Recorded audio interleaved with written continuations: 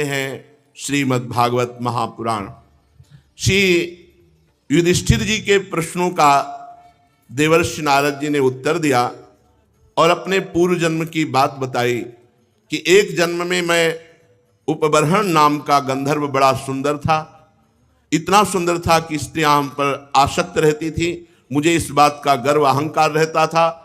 एक बार ब्रह्मा जी की बुलावे पर समस्त देव ऋषि मुनियों की सभा में मुझे भगवान के पावन यश का गायन करने का आदेश मिला, पर हम अहंकारवश स्त्री लुभावने गाने गाने लगे, जिससे मुझे शाप मिल गया, जाओ तुम नीच योनि को प्राप्त हो।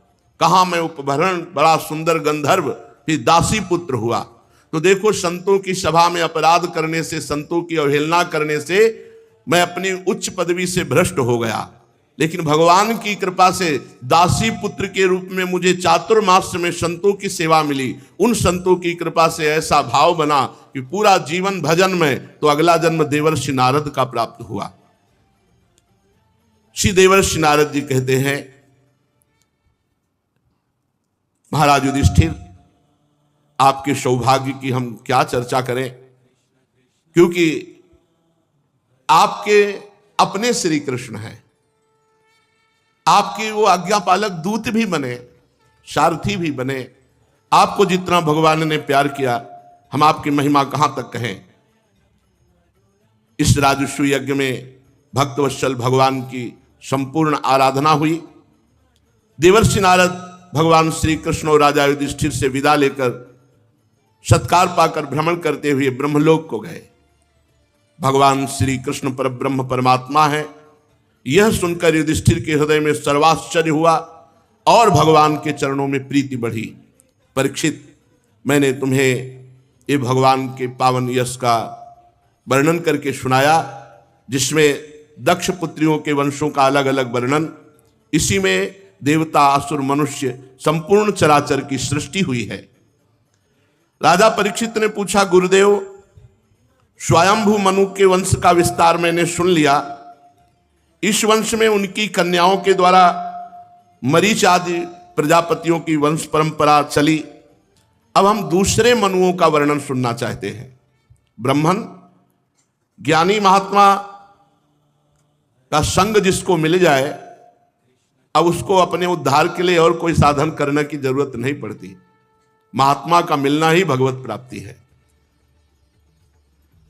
भगवान विभिन्न विभिन्न मनवंतरों में अवतार लीला प्रकाशित करते हैं। आप त्रिकालदर्शी महात्मा हैं, आप कृपा करके सुनाइए और हमारी सुनने में बड़ी श्रद्धा है। भगवान विश्व भावन भगवान बीते हुए मनवंतरों में जो जो लीलाएं कर चुके हैं, वर्तमान मनवंतर में जो कर रहे हैं, आगे मनवंतरों में जो कुछ करेंगे, वो हम सब सुनना चाहते हैं, क्योंकि भगवान की चर्चा सुनने से समस्त पाप नष्ट होते हैं, हृदय में भक्ति का प्रादुर्भाव होता है। श्री सुखदेव जी ने कहा, इस कल्प में स्वयंभू आदि 6 मनवंतर बीत चुके हैं। उनमें से पहले मनवंतर का मैंने वर्णन कर दिया, उसी में देवता की उत्पत्ति हुई थी। स्वयंभू मनु की पुत्री आकूति से यज्ञ पुरुष के रूप में धर्म का उपदेश करने के लिए तथा देहूत से कपिल भगवान के रूप में ज्ञान का उपदेश करने के लिए भगवान ने अवतार ग्रहण किया। कपिल भगवान का अवतार ये पीछे वर्णन कर चुके हैं। अब भगवान यज्ञ पुरुष ने आकूति के गर्भ से अवतार लेकर जो कुछ किया, उसका वर्णन करता हूं। परीक्षित, स्वयंभू मनु ने समस्त कामनाओं और भोगों से विरक्त होकर भगवान की प्राप्ति के लिए अपना राज्य छोड़ दिया। कभी कोई कामनाओं से पूर्ण नहीं होता, कामनाओं को त्यागना होता है। आदि सम्राट है महाराज मनु, कामनाओं और भोगों का त्याग किया। कभी इनसे तृप्ति नहीं होती। कोई अगर सोचे कि अमुक अमुक भोग मिल जाए तो मैं तृप्त हो जाऊं, कभी नहीं। इनके त्याग से ही शांति मिलेगी। त्यागात् शांतिरंतरम। वे अपनी पत्नी शतरूपा के साथ तपस्या करने के लिए, भगवान की आराधना के लिए राजपाट छोड़कर वन को चले गए। परीक्षित, उन्होंने सुनंदा नदी के किनारे पृथ्वी पर एक पैर के बल खड़े रहकर 100 वर्ष तक मंत्र जपते हुए घोर तपस्या की। एक पैर के बल 100 वर्ष तक खड़े होकर तपस्या करते हुए भगवान की वो ये रोज स्तुति करते, भगवान की स्तुति करते। येन चेतयते विश्वम विश्वम चेतयते नयम यो जागर्ति शयानेस्मिन्नायं तं वेद वेदशः आत्मा वास्यमिदं विश्वम यत्किंचित् जगत्याम जगत् तेन त्यक्तेन भुंजीथा मा गृध्या कश्ववद्धनु यम न पश्यति पश्यन्तं चक्षुर्यस्य नरिष्यति तं भूत निलयम देवम सुपर्णमुपधावत न यस्याद्यन्तौ मध्यम च श्वः परो नान्तरं बहि विश्वस्यामुनि यदि यस्मात् विश्वं च तद्रतं महत्। जिसकी चेतना के स्पर्श से ही ये विश्व चेतन हो रहा है। जितनी ये चेतना है ये सब भगवान ही है। जितना पावर है शरीरों में, वो चाहे देवता हो, चाहे मनुष्य हो, चाहे राक्षस हो, सब में भगवान की ही शक्ति विराजमान है। समस्त विश्व को चेतना जहां से प्राप्त होती है वो श्री भगवान है। किंतु ये विश्व जिन्हें चेतना का दान नहीं कर सकता, विश्व को चेतना का दान जो करते हैं वो श्री भगवान है, जो इस विश्व के प्रलय हो जाने पर भी जागते रहते हैं। ये विश्व जिनको नहीं जान सकता, परंतु जो इस विश्व को जानते हैं वही परमात्मा है। ये संपूर्ण विश्व, इस विश्व में रहने वाले चराचर प्राणी, सब में परमात्मा विराजमान ओतप्रोत है। जैसे बर्फ में जल ओतप्रोत है, बर्फ केवल नाम है केवल जल ही। ऐसे स्त्री पुरुष जड़ चैतन्य केवल नाम है, परमात्मा ही परमात्मा है। लेकिन देखो हमारे आंख होते हुए भी हम नहीं देख पाते। किसी सूझ वाली आंख ने पहचान की, कण कण में झांकी भगवान की। संसार के किसी भी पदार्थ में मोह ना करके, किसी भी व्यक्ति से अपना ना करके, अपना भाव ना करके जो भजन करता हुआ तृष्णा का त्यागी है, वही सर्वत्र भगवान देख सकता है। सर्वत्र भगवान है पर देख वही सकता है जो न किसी वस्तु व्यक्ति स्थान से अपनापन रखता है, न किसी से मोह करता है। एकमात्र भगवान का भजन करते हुए जीवन निर्वाह करता है, वो सर्वत्र भगवान देख सकता है। भला ये संसार की संपत्ति किसकी हुई है? किसी की नहीं। इसी जगह को करोड़ों लोग अपनी अपनी कह करके पधार गए। भगवान सबके साक्षी हैं। बुद्धि, वृत्तियां, नेत्र, इंद्रियां, इन सबके वो साक्षी हैं, इसलिए वो नहीं देख सकते। भगवान सबको देख सकते हैं, लेकिन इंद्रियों के द्वारा, बुद्धि के द्वारा, मन के द्वारा भगवान को नहीं देख सकते। भगवान चाहें तभी भगवान को देख सकते हो। भगवान की ज्ञान शक्ति अखंड है। समस्त प्राणियों के हृदय में रहने वाले स्वयं प्रकाश असंग परमात्मा की शरण ग्रहण करो। जिन भगवान का ना आदि है ना अंत है, फिर मध्य तो होगा ही कैसे? जिनका ना कोई अपना है, ना पराया है, ना बाहर है, ना भीतर है, वे विश्व के आदि में, अंत में, मध्य में, अपने में, पराये में, बाहर में, भीतर में, सब जगह विराजमान है। बस यही अनुभव करना है साधना के द्वारा। उन्हीं की सत्ता से विश्व की सत्ता है। वही अनंत वास्तविक सत्य परमात्मा परब्रह्म है। परमात्मा विश्व रूप है। परमात्मा के अनंत नाम है। वे सर्वशक्तिमान सत्य स्वयं प्रकाश अजन्मा पुराण पुरुष हैं। वे अपनी माया शक्ति के द्वारा विश्व का सृजन करते हैं और इसी में अपने को छुपा लेते हैं। देखो छुपाए हैं, स्त्री पुरुष जड़ चैतन्य, इसका पर्दा डाल लिया और आप बैठे हुए हैं। अध्यात्म विद्या के द्वारा उनको ढूंढा जाता है। अध्यात्म विद्या के द्वारा उनको ढूंढा जाता है। इन्हीं सब पर्दों में छुपे हुए हैं, छुपा छुपी का खेल खेल रहे। इसीलिए ऋषि मुनि नैष्कर्म स्थिति अर्थात ब्रह्म से एकत्व प्राप्त करने के लिए कर्म योग का अनुष्ठान करते हैं। प्रायः ठीक ठीक कर्म योग का अनुष्ठान करने वाला ही अंत में निष्क्रिय होकर कर्मों से ऊपर उठ जाता है, जो ठीक ठीक कर्मों का अनुष्ठान करेगा। इसीलिए हम कहते हैं पहले सत्कर्म से असत्कर्म का त्याग करो, फिर सत्कर्म अपने आप कर्ता भाव का त्याग करा देगा, तो आप अकर्ता हो जाएंगे, पर बिना सत्कर्म किए नहीं। वो यहां श्रीमद् भागवत में मनु जी महाराज करे, प्रायः ठीक ठीक कर्म करने वाला पुरुष ही अंत में निष्क्रिय होकर कर्मों के ऊपर उठ जाता है, अर्थात कर्ता भाव रहित हो जाता है। यूं तो सर्वशक्तिमान भगवान को कोई कर्म करने की आवश्यकता नहीं, पर जब अवतार लेते हैं तो वो भी कर्म करते देखे जाते हैं। वो आत्मलाभ से पूर्ण होने पर भी कर्म करते हैं, पर कर्म फल में आसक्त नहीं होते। यही शिक्षा देते हैं कि हमारा कर्म करने पर अधिकार है, फल में नहीं।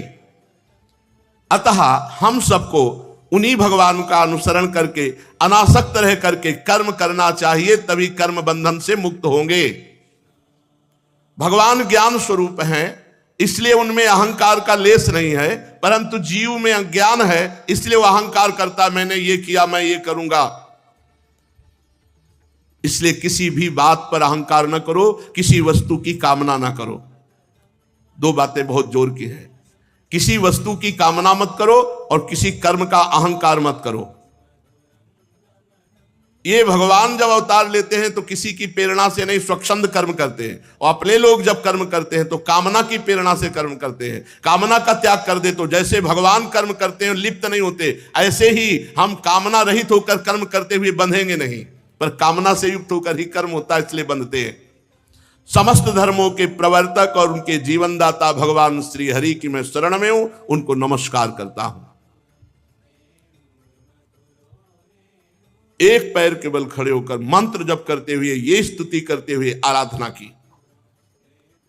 स्वयंभू मनु एकाग्र चित्त से इस मंत्र में उपनिषद स्वरूप श्रुति का पाठ कर रहे थे कि उन्हें अचेत समझ करके भूखे असुर राक्षस, वो तपस्या परायण थे, उनको खा डालने के लिए आक्रमण कर दिया मनु जी के ऊपर।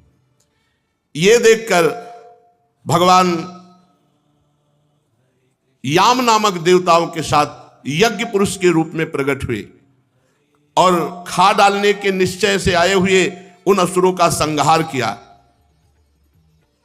भगवान ने रक्षा की महाराज मनु की।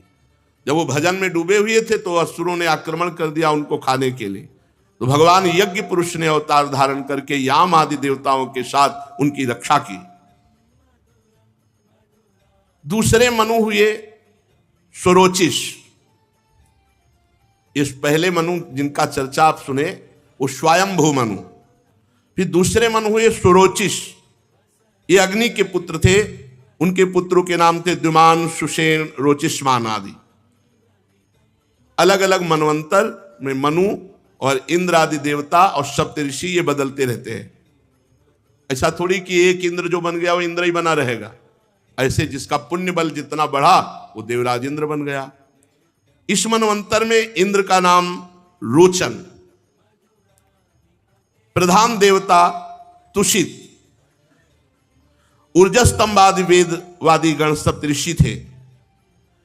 उस मनवंतर में वेदशिरा नाम के ऋषि की पत्नी तुषिता थी, उनके गर्भ से भगवान ने अवतार ग्रहण किया और विभु नाम से भगवान प्रसिद्ध हुए। वे आजीवन नैष्ठिक ब्रह्मचर्य व्रत का निर्वाह किया। उन्हीं की शिक्षा से 88,000 ऋषि ब्रह्मचारी, नैष्ठिक ब्रह्मचारी हुए। 88,000 ऋषि ब्रह्मचर्य व्रत का पालन करते हुए आजीवन नैष्ठिक ब्रह्मचारी। फिर तीसरे मनु हुए, वे प्रिव्रत के पुत्र थे। उनके पुत्रों के नाम थे पवन, संजय, यज्ञहोत्र आदि। इस मनवंतर में उत्तम नाम के मनु और वशिष्ठ जी आदि सप्त ऋषि, सत्य, वेदश्रुत और भद्र नामक देवता प्रधानगण, इंद्र का नाम सत्यजित। उस समय धर्म की पत्नी सुनीता के गर्भ से पुरुषोत्तम भगवान सत्यसेन के नाम से अवतार ग्रहण किया और उनके सत्यव्रत नाम के देवगण भी थे। इंद्र सत्यजित के सखा बनकर भगवान ने असत्य परायण, दुष्शील, दुष्ट यक्षों, राक्षसों और ऐसे द्रोहियों का संहार किया जो जीवों को दुख पहुंचाते हैं। फिर चौथे मनु, उनका नाम तामस। 6 मनु हो चुके हैं अब तक। तीसरे मनु उत्तम के सगे भाई थे, ये तामस मनु, उनके पृथु ख्याति नर केत इत्यादि 10 पुत्र, सत्यक, हरि और वीर नामक देवता प्रधानगण, इंद्र का नाम त्रिशिक, उस मनवंतर में ज्योतिर्धाम आदि सप्तऋषि। परीक्षित, उस तामस नाम के मनवंतर में विधिर्ति के पुत्र वैधृति नाम के और भी देवता हुए। उन्होंने समय के फेर से नष्ट प्राय वेदों को अपनी शक्ति से बचाया, इसलिए ये वैधृति कहलाए। इस मनवंतर में हरिमेधा ऋषि की पत्नी हरिणी के गर्भ से भगवान हरि का अवतार हुआ, हरि नाम पड़ा। इसी अवतार में उन्होंने ग्राह से गजेंद्र की रक्षा की थी। राजा परीक्षित ने पूछा, मुनिवर, भगवान हरि ने गजेंद्र की ग्राह से कैसे रक्षा की?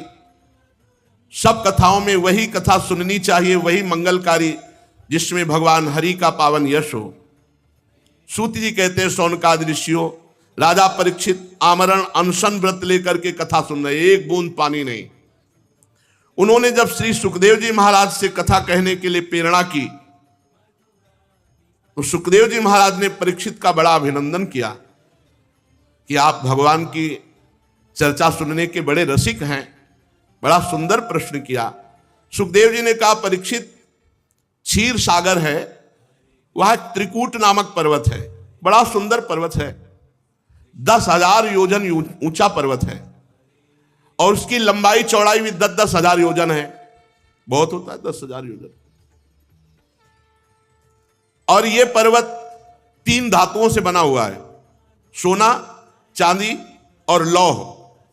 10,000 योजन चौड़ा, 10,000 योजन लंबा, और सोने, चांदी और लोहे से पूरा पर्वत दिशाओं में जगमगाता रहता है, ऐसे शिखर है। और रत्न धातु ये तो बिखरी पड़ी है, रतन, त्रिकूट नामक पर्वत। और विविध प्रकार के वृक्ष, लताएं, झाड़ियां, झरने, चारों ओर समुद्र टकराता रहता है। ऐसा जान पड़ता है मानो त्रिकूट पर्वत के पांव पखार रहा हो समुद्र अपनी लहरों से। और वो वहां की भूमि में बड़े बड़े रत्न ऐसे आते रहते समुद्र से।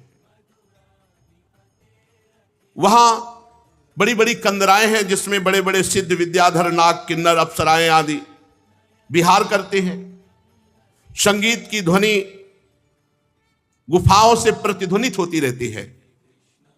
बड़े बड़े गर्वीले सिंह रहते हैं। पर्वत की तलहटी पर बहुत से जंगली जानवरों का झुंड, देवताओं को भी मोहित कर लेने वाला त्रिकूट पर्वत। वहां सरोवर, जल, बड़ा निर्मल, मणिमयी भूमि, मणियों से जटित। देवांगनाएं वहां विहार करती, वहां मनुष्य नहीं जा सकते। पर्वतराज त्रिकूट में ही भगवान लोकपाल वरुण का एक उद्यान है, उसका नाम ऋतुमान है। वहां सिद्ध और देवता लोग ही प्रवेश कर सकते हैं। ऐसे दिव्य शोभायमान वृक्ष, मंदार, पारिजात, गुलाब, अशोक, चंपा, तरह तरह के आम, प्याल, कटहल, आमला, सुपारी, नारियल, खजूर, बिजौरा, महुआ, साखू, ताड़, तमाल, असन, अर्जुन, रीठा, गूलर, पाकर, बरगद, पलाश, चंदन, नीम, कचनार, साल, देवदार, दाख, ईख, केला, जामुन, बेर, रुद्राक्ष, हर, आंवला, बेल, कयथ, नींबू, भिलावा, ऐसे वृक्षों के जंगल।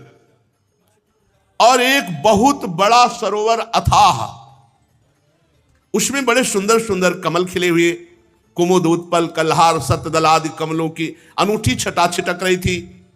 हंस, कारंडो, चक्रवाक, सारस, दल के दल, पंडुब्बी, बतख, पपीहा कूंज रहे, और रंग बिरंगी मछलियां, कछुए उसमें घूम रहे। पुष्पों का पराग झड़कर के बड़ा सुगंधित मीठा जल हो गया था। कदम्ब, बेत, नरकुल, कदम्ब लता, बेन आदि वृक्षों से घिरा हुआ विशाल सरोवर। कुंद, करवक, अशोक, शिरस, वनमालिका, लिशोड़ा, हर सिंगार, सोन, जूही, नाग, पुन्नाग जाति, मल्लिका, सतपत्र, माधवी, मोगरा, ये चारों तरफ से उस विशाल सरोवर के आसपास सुगंधित लताएं, वृक्ष। उस पर्वत में बहुत सी हाथिनियों का स्वामी एक गजेंद्र रहता था। वो बड़ा शक्तिशाली, 10,000 हाथियों का बल रखने वाला खुद था, सरदार सब हाथियों का। एक दिन अपने पूरे परिकर के साथ जंगल को उजाड़ता हुआ, रौंदता हुआ बलशाली पेड़ों को उखाड़ता हुआ, उसकी गंध मात्र से बड़े बड़े सिंह भाग जाते थे। गजराज गजेंद्र की गैड़े, बाघ, हाथी, सिंह, ये सब उससे देखकर डरते थे गजेंद्र से। जो छोटे छोटे पशु पक्षी थे वो बहुत आनंद पूर्वक वहां रहते थे, और जो बड़े बड़े वो सब डरते थे गजेंद्र से। हजारों हाथी हाथिनियां उसके साथ चलती थी। वो बड़े घमंड में वृक्षों को उखाड़ता, पहाड़ को कपाता हुआ, मद टपकाता हुआ जल पीने के लिए उसी भारी सरोवर पर गया। व्याकुल हो गया था प्यास से, दूर से सुवासित जल को सरोवर में चल पड़ा, जल पिया और बहुत जलकेल कर रहा था अपनी हाथिनियों के साथ। अभी थकान नहीं मिटी थी कि बड़े भयंकर ग्राह ने उसका पैर पकड़ लिया। जब वो उन्मत्त होकर सूंड से जल अपनी हाथिनियों पर डालकर आनंदित हो रहा था, उसी समय प्रारब्ध की प्रेरणा ने एक बलवान ग्राह उसके पैर को पकड़ लिया। अब वो अकस्मात विपत्ति में पड़ गया, सारी शक्ति लगा दी, पर ग्राह से नहीं छोड़ा पाया। अब जब दूसरे हाथी हाथिनियों ने देखा कि हमारे गजेंद्र को ग्राह ने पकड़ लिया, तो सब सूंड से एक दूसरे का सहयोग करने लगे। वो भी प्रयास व्यर्थ गया। अब जो दूसरे हाथी हाथिनियां थे, जब देखा कि अब ग्राह ने पकड़ लिया, बहुत समय हो गया, छूट नहीं रहे, तो सब चले गए। देख लो, संकट में कोई साथ नहीं देता, सब हाथी हाथिनियां चले गए। अब ग्राह ने मारा झटका और गजेंद्र को और अंदर खींचा। 1000 वर्ष तक ये खींचातानी चलती रही। 1000 वर्ष। कभी ग्राह गजेंद्र को जल में ले जाता, कभी गजेंद्र ग्राह को बाहर लाता। 10,000 हाथियों का बल रखने वाला गजेंद्र था। अंत में जलचर जीव बलवान निकला, क्योंकि वो तो जल में ही है, और गजेंद्र का शरीर थक गया, शिथिल हो गया, उत्साह भी क्षीण हो गया, और ग्राह ठहरा जलचर जीव, उसका उत्साह और बल दोनों बढ़ा, और बड़े जोर से गजेंद्र को खींच कर अंदर ले गया। अहंकार का बीमार गजेंद्र, जब ग्राह ने, ग्राह रूपी रोग ने पकड़ा, पूरा उपाय कर लिया। 1000 वर्ष तक उपाय ही उपाय, हाथी हाथिनियां सब प्रयास किए, अपना बल लगा लिया।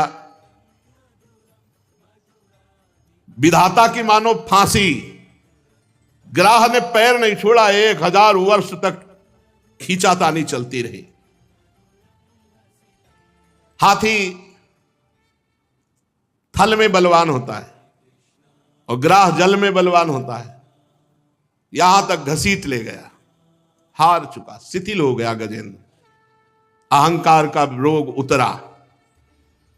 ये बहुत विचित्र होता है।